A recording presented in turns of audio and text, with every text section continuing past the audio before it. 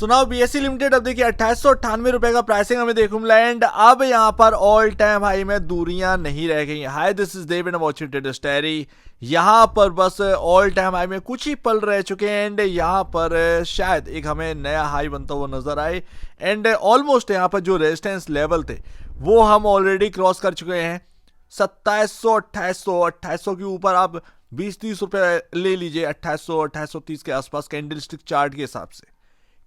Chart के हिसाब से वो हम क्रॉस कर चुके हैं, यानी कि अब हमारे लिए इंपॉर्टेंट लेवल 2800 रुपए हो चुका है। ये ध्यान रखिएगा 2800 अब हमारे लिए काफी इंपॉर्टेंट रहेगा आने वाले दिनों में। ध्यान रखिएगा यहाँ पर कि सेबी ने यहाँ पर जो इंटरव्यू में कहा है, सेबी चेयरमैन ने इंटरव्यू में कहा है एनएसई से जो भी यहाँ पर दिक्कतें थी आईपीओ को लेकर वो सारी शॉर्ट आउट हो चुकी हैं। ऑलमोस्ट क्लियरेंस जो है वो मिलने वाला है, यानी कि किसी वक्त आईपीओ आपके सामने हमारे सामने देखने को मिलेगा एंड उम्मीद है मार्च 2026 तक एनएसई का आईपीओ हमारे सामने आए, जो कि एक बड़ा ट्रिगर जो है बीएसई के लिए हो सकता है। तो ये ध्यान रखिएगा। काफी पॉजिटिविटी अगर आप देखें तो यहाँ पर देखने को मिल रही है। आने वाले क्वार्टरली नंबर्स अगर सही निकल जाए ना, 3-4 बस, मैं ज्यादा नहीं, मैं 3-4 क्वार्टरली नंबर्स यहाँ पर ना बस अच्छे निकल जाएं, यही देखना चाहता हूं।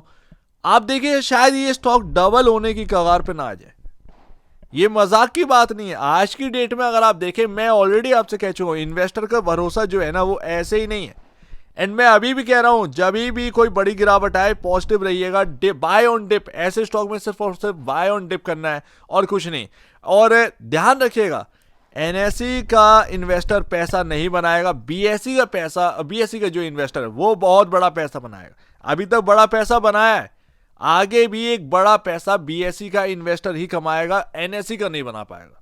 चाहे आप आईपीओ ले आओ, आईपीओ में पैसा लगा लो, कुछ भी कर लो, क्योंकि अगर अनलिस्टेड मार्केट के हिसाब से अगर आ गया ना भाई, अनलिस्टेड मार्केट में जो वैल्यूएशन है आज की डेट में एनएसई की, अगर उस हिसाब से आ गया आईपीओ तो आप कमाने की जगह ही नहीं है, ज्यादा कमाने की जगह नहीं। लेकिन बीएसई के अंदर देखिएगा कमाने की जगह एंड एनएसई के आईपीओ तक अगर आप देखें ना, बीएसई का भाव क्या देखने को मिले। ताज्जुब की बात नहीं होगी कि बीएसई का भाव, या मैं कहूं कि प्राइस छोड़ दो, बीएसई का मार्केट कैप 1.5 लाख करोड़ के आसपास का ना हो तो कोई बड़ी बात नहीं होनी चाहिए। उस हिसाब से प्राइस क्या होनी चाहिए ये एक देखने वाली बात है। मैंने काउंट नहीं किया है, लेकिन यहाँ पर ना प्राइस ऑलमोस्ट मेरे हिसाब से यहाँ पर 35% तक की उछाल वो उस वक्त हो चुकी होगी अगर एनएसई के आईपीओ के टाइम हम 1.5 लाख करोड़ के आसपास का बीएसई का मार्केट कैप देख रहे होंगे। और बस 3-4 क्वार्टरली नंबर्स धमाकेदार यहाँ पर निकल आए, शायद बीएसई का स्टॉक जो है वो डबल होने की कगार पर हो जाए। तो यही उम्मीद है। बाकी पी रेशियो अभी 64.96 पर चल रहा है and 18.44 time price to book value पर हम ट्रेड कर रहे हैं। तो अभी ये हाल चल रहा है। अभी इस क्वार्टर में थोड़ा सा कंफर्ट आ जाता ना तो मजा आ जाता, जैसे कि हम अनुमान लगा रहे थे ना कि 13 या 14 time price to book value पर आफ्टर क्वार्टरली नंबर्स ये आ जाए तो एक कंफर्ट मिल जाएगा वगैरह वगैरह। वो हो नहीं पाया। लेकिन सीधी सी बात, मैंने आपको एक बात बोली थी ना कि जरूरी नहीं है कि हमारा बिजनेस जो है, हम एक जमीनी स्तर की बात करें, अगर हम कोई बिजनेस कर रहे हैं, मान लीजिए हमारा कोई एक बड़ा स्टोर है या छोटा स्टोर है, तो जरूरी नहीं है कि हर महीना हमारे लिए सक्सेसफुल रहेगा। कभी हमारा जो है एक महीना बहुत बेहतरीन बीतेगा, कभी कभार ऐसा बेहतरीन बीतेगा कि पूरे साल की कमाई हो जाए, और कभी कभार पूरा ठंडा रहता है। तो यही हाल जो है वो कंपनी का भी है। अब फ्लैट नंबर आए, कम से कम एटलीस्ट अच्छे नंबर हैं, कोई ऐसा नहीं है कि कोई खराब नंबर आ गए, तो कुछ क्वार्टर तो ठंडे हमें देखने पड़ेंगे, ये बात भी है। लेकिन एक्सपेक्टेशन तो एक्सपेक्टेशन है यार। अब यही तो बात आ जाती है, हमारी एक्सपेक्टेशन, हमारी भूख थोड़ी सी बढ़ रही है, ये बात है। आरएसआई अगर आप देखें 74.19 पर है, ये ध्यान रखिएगा अभी। लेकिन हाँ, अभी जगह है, चलने की जगह है और न्यू हाई में लग सकते हैं, यहाँ पर कोई बड़ी बात नहीं है। सो उम्मीद है काफी कुछ आपको समझ में आ रहा। 2800 बस इसको ध्यान में रखिएगा, 2800 का प्राइस जो है काफी इंपॉर्टेंट है अभी के टाइम। एंड यहाँ पर 3030 पूरा मार्केट वेट कर रहा है बीएसई का ऑल टाइम हाई देखने के लिए। सो लेट्स देखते हैं क्या रहता है क्या नहीं रहता है।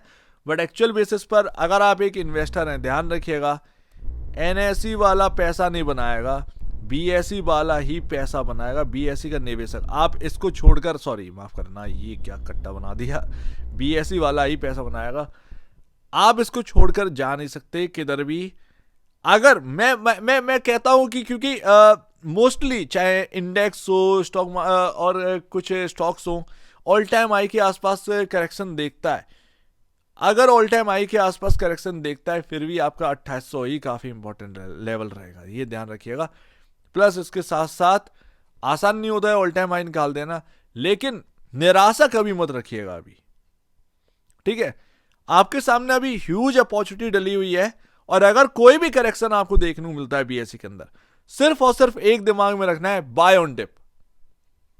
स्ट्रॉन्ग माइंड से यहां पर ना बिहेव करना है, बाय ऑन डिप। सिर्फ और सिर्फ एक बात आपके मन में रहनी चाहिए, बाय ऑन डिप, और कुछ नहीं। एक और पते की बात होता हूं, मजे की बात होता हूं, पता है आज तो खैर गिर गया वो स्टॉक, ग्रो जो है वो बीएसई से बड़ा हो गया था। यहां पर आप समझ रहे हो, ग्रो बीएसई के मार्केट कैप को भी सरपास कर गया था। आज वो तो बीएसई चल गया 2-2.5% के आसपास, इसीलिए आपको आज देखने को मिल रहा है ग्रो बीएसई को पीछे छोड़ गया था। तो ये समझ रहे हो ना। लेकिन बीएसई जो है वो ठोस माल है, ध्यान रखिएगा। मैं जो कह रहा हूं वो बहुत एक समझ में आ चुकी है आज की डेट में। इन्वेस्टर इतना बीएसई का कम से कम इतना फंडामेंटल व्यू रखने लगा है, टेक्निकल व्यू रखने लगा है कि अब उसको मार्केट की समझ होने लगी है, ठीक है ना। मुझे भी बताते ना, कवर करते करते इतने टाइम तक मुझे बीएसई और बाकी मार्केट की समझ होने लगी। तो वही मैं आपको बता रहा हूं, पुख्ते माल के साथ रहिए, जहां एक ना दिख रहा है कि हाँ भाई हाँ मेरा ज्यादा चांसेस है, वहां टिके रहिए, वही जगह सबसे बढ़िया है। और जहां एक ना हाइप देखने को मिलती है वहां ना रहो। नेगेटिव पर्सन भी बीएसई वाले, बीएसई के ऊपर, क्योंकि मार्केट हमेशा नेगेटिव ही रहा है।